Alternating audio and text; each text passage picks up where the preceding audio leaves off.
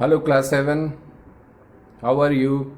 This is your SST class and myself Amit Kumar Misra. Today we are going to start a new chapter in geography, that is chapter number 2, Inside Our Earth. What we are going to learn in this chapter is first number thing, structure of the earth. We will study about the structure of the earth. Second number thing, we will study about the rocks and minerals. Third number thing, we will study about the rock cycle. And fourth number that we are going to study is uses of rocks and minerals. So let's start the chapter. In the very beginning of this chapter, it is written that the earth came into existence about 5 billion years ago. हमारी जो पृथ्वी है वो existence में आई कब? तो बहुत बहुत वर्ष पूर्व, लगभग 5 billion years ago. 5 billion years ago से क्या तात्पर्य है भाई? तो इससे ये तात्पर्य है कि 1 मिलियन के बराबर होता है क्या? 10 लाख ईयर्स। 10 लाख साल इज इक्वल टू 1 मिलियन।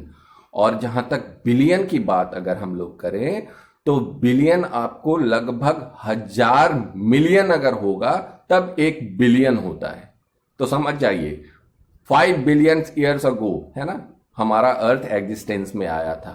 जिस तरह से अगर हम लोग की बात की जाए कि आपका एग्जिस्टेंस कब हुआ, तो मेरा एग्जिस्टेंस तो तब हुआ भाई जब मेरा डेट ऑफ बर्थ है, जिस दिन मैं पैदा हुआ उस दिन मेरा एग्जिस्टेंस हो गया यहाँ पे, है ना।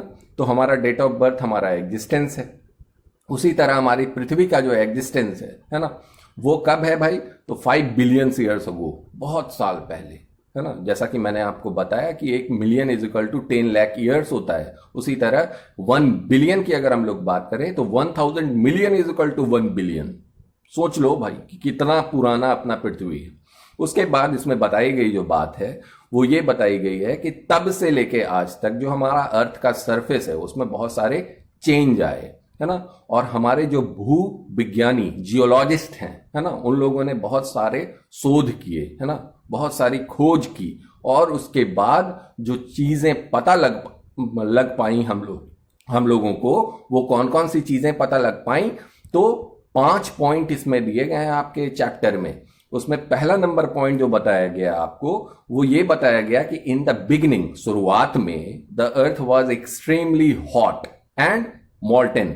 शुरुआत में जो हमारी पृथ्वी थी वो बहुत ज्यादा गर्म और मॉल्टन स्टेट में थी, पिघली हुई स्टेट में। लावा किस तरह देखते हो आप?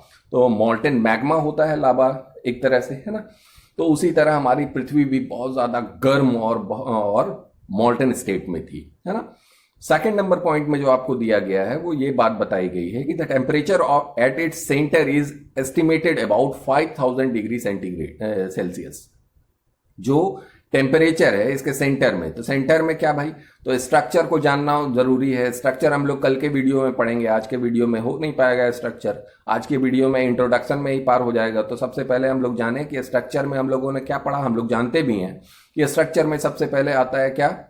क्रस्ट, है ना। जो ऊपरी सतह होता है पृथ्वी का उसको हम लोग क्या बोलते हैं? क्रस्ट बोलते हैं। उसके बाद वाली जो सतह होती है उसको हम लोग मेंटल बोलते हैं। उसके बाद जो अंतिम में अंदर में जो सतह होती है उसको हम लोग कोर बोलते हैं। और कोर को भी 2 भागों में डिवाइड किया गया है ना, inner core and outer core. तो यही चीजें बताई गई हैं इसमें सेकंड नंबर पॉइंट में कि आपको जो टेम्परेचर होता है सेंटर में, मध्य में, अंदर जितना जाओगे पृथ्वी में, तो सेंटर में जो टेम्परेचर होता है वो लगभग 5000 डिग्री सेल्सियस के लगभग होता है। सोचो कितना गर्म होता है अंदर में पृथ्वी की। अब देखिए थर्ड नंबर पॉइंट में आपको बताया गया the earth is a 2900 kilometre deep solid body. जो हमारा पृथ्वी है वो लगभग 2900 किलोमीटर एक सॉलिड बॉडी के आकार में है ना, सॉलिड बॉडी के रूप में है 2900 किलोमीटर तक। अब चौथे नंबर पॉइंट में आपको बताया गया है कि rocks differ in density and composition. अब चूंकि पृथ्वी की जो सतह है, सतह के नीचे अगर हम लोग देखें तो रॉक्स होते हैं। और रॉक्स आपको बताया जा रहा है कि जैसे जैसे हम नीचे जाएंगे वैसे वैसे उसके डेंसिटी और कंपोजिशन में आपको फर्क देखने को मिलेगा। जैसे जैसे हम लोग अंदर की ओर, है ना, नीचे की ओर जाएंगे वैसे वैसे क्या होगा? डेंसिटी जो होता है रॉक्स का वो इंक्रीज करता हुआ जाएगा। डेंसिटी का मतलब घनत्व होता है। डेंसिटी के बारे में आगे हम लोग और भी थोड़ा जानेंगे कि 5 नंबर पॉइंट में जैसा कि आपको बताया गया है कि the average density of earth is about 5.5 ग्राम पर क्यूबिक सेंटीमीटर। जो एवरेज डेंसिटी है अर्थ का वो लगभग 5.5 पर क्यूबिक सेंटीमीटर है। 5.5 पर क्यूबिक सेंटीमीटर से तात्पर्य आपको यह है कि जो डेंसिटी घनत्व, अब घनत्व के बारे में अगर जानने के लिए आपको बोला जाए तो आप समझिए कि मान लो एक कमरा है 10 बाई 10 का, और उस 10 बाई 10 के कमरे में अगर 2 लोग हैं, है ना, और एक कमरा है 10 बाई 10 का जिसमें कि 50 लोग हैं, तो डेंसिटी किस में ज्यादा होगा? तो जिसमें 50 लोग हैं उसमें डेंसिटी ज्यादा होगा। बात आई समझ में? तो इसी तरह अर्थ के बारे में बताया जा रहा है कि the average density of earth is about 5.5 ग्राम पर क्यूबिक सेंटीमीटर। आई बात समझ में? अब देखिए यहाँ एक मैग्नेटिक फील्ड के बारे में भी हम लोग बात कर लेते हैं, है ना। स्ट्रक्चर ऑफ द अर्थ हम लोग कल डिस्कस करेंगे, जिसमें कि हम लोग पढ़ेंगे किस चीज के बारे में, हाँ, क्रस्ट, मेंटल और कोर के बारे में पढ़ेंगे। अब यहाँ पे अर्थ मैग्नेटिक फील्ड के बारे में यहाँ बात बताई गई है एक्सट्रैक्ट के रूप में, है ना, आपके पहले पेज में ही।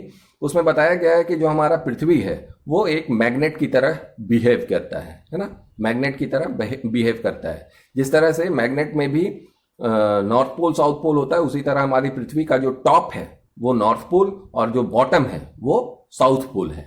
और ये जो आपको यहाँ बताया गया जो मैग्नेटिक फील्ड है वो कहां से कहां तक है, तो मैग्नेटिक फील्ड अर्थ का जो है वो अर्थ का जो अपर मोस्ट लेयर है जिसको कि हम लोग क्रस्ट बोलते हैं, वहां से लेके हजारों किलोमीटर ऊपर आकाश में, आसमान में, है ना, वहां एटमॉस्फेयर में, वहां तक हजारों किलोमीटर तक इसका जो मैग्नेटिक फील्ड है वो फैला हुआ है।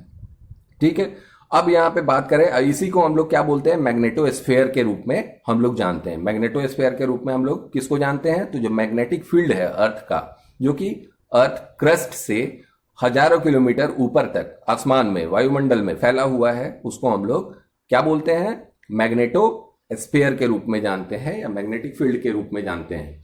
इसमें बात बताई गई है कि मैग्नेटोस्फेयर के होने के वजह से क्या होता है कि जो पावरफुल रेडिएशंस है जो सन के द्वारा आते हैं वो डायरेक्टली पृथ्वी तक नहीं पहुंच पाते हैं, हम लोगों तक नहीं पहुंच पाते हैं, है ना, उससे वो बचाव करता है ना, जो मैग्नेटोस्फेयर है। नहीं तो उससे हम लोगों को बहुत ज्यादा क्षति पहुंचती। ठीक है, तो ये मैग्नेटोस्फेयर का फायदा है। बात आई समझ में? चलिए ठीक है, कल हम लोग बात करेंगे किस चीज के बारे में बेटा, कल हम लोग बात करेंगे स्ट्रक्चर ऑफ द अर्थ के बारे में, जिसमें कि हम लोग पढ़ेंगे किस चीज के बारे में, क्रस्ट, मेंटल और कोर के बारे में। ठीक है, थैंक यू सो मच।